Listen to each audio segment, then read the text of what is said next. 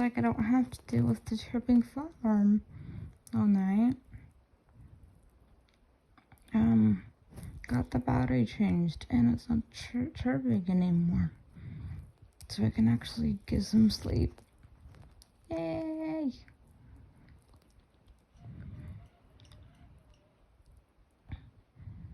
But that damn thing was loud.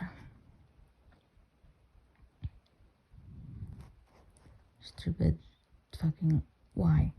Why did it have to happen at fucking 1 in the morning? But the issue has been resolved. Except for my migraine got worse and I'm having to take migraine meds.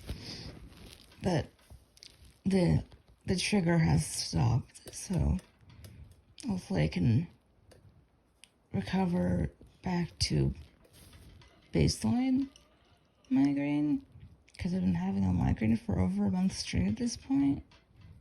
So hopefully I can get back to baseline migraine. But yeah, fire alarms. That fire alarm saga is over for now.